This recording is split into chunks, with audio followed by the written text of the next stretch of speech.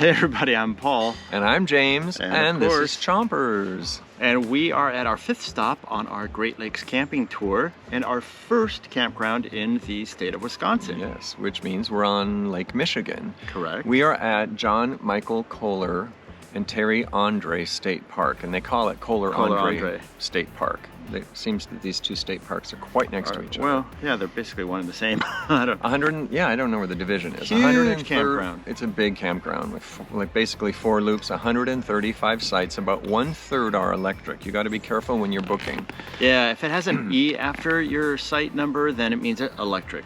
And the sites are within a big wooded area, but some of them are in like little grass openings where you get sun. Others are within the trees. So if you're like don't get an electric site and you want solar, you know, do a Google aerial and make sure that the site you have is in a clearing. In general, the first loop is more sunny. The second loop is quite tree-y. The third loop has some bright areas. And some dark areas. And the fourth loop is, I think, just walk-in tenting anyway. And there's no particular loop that has electric or not electric. No. It's like there could be electric in one site and the one next to it cannot be electric. So when you do book, and if you do need electric, make sure that the site you have is electric. Right. The sites are level. Some are paved, not all.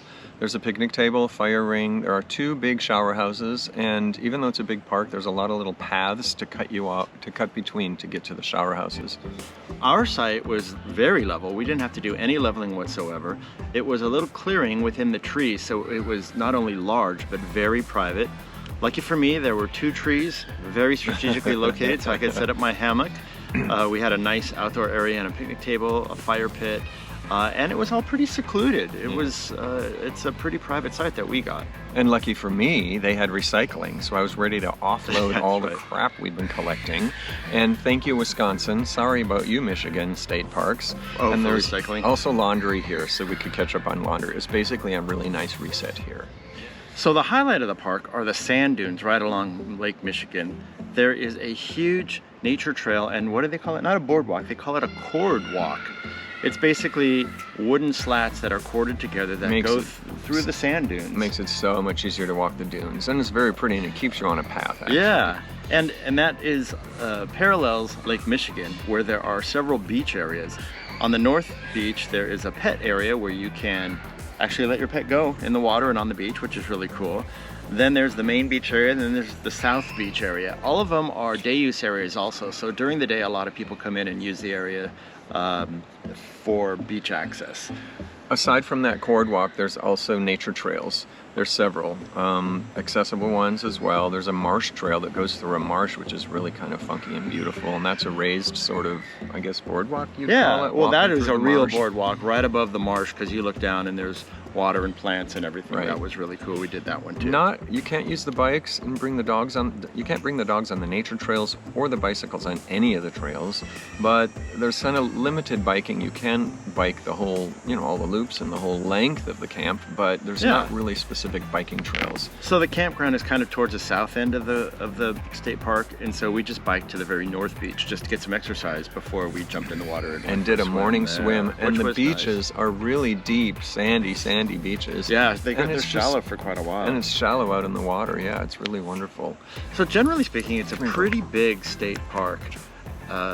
It caters, if you hear in the background, it caters to a lot of families that come here and spend a week. It's kind of their getaway. So given that, James, which it's not usually our type of park, except we do love the beachfront and we do love the sand, what would you... Well, I'm going to give it a high rating. I don't give 10s, I don't believe in perfection, so 9's really my max. I'm going to give this an 8. The reason is the sites are very well spaced. I love the laundry and the recycling so that we could reset.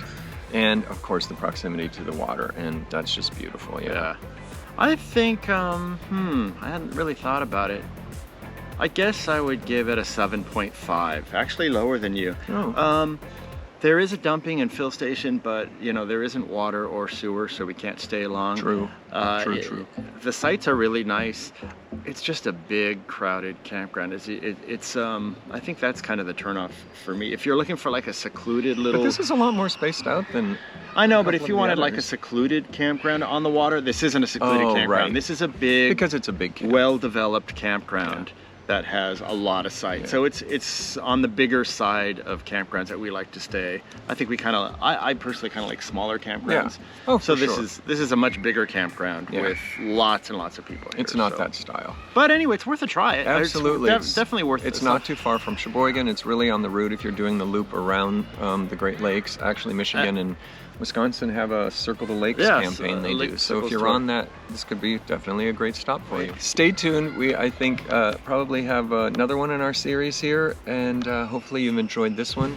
Please answer this if you know. So we've been on the east shore of Lake Michigan, on the north shore, and on the west shore, and there are always waves going to the shore. How does that happen? I'm very serious about this. Breeze that goes down the middle and pushes the waves out to all the ends. It's weird. If anyone has that scientific answer, please comment below and let us know. For the rest of you, like, subscribe, get notifications, and you can hear more about our crazy antics.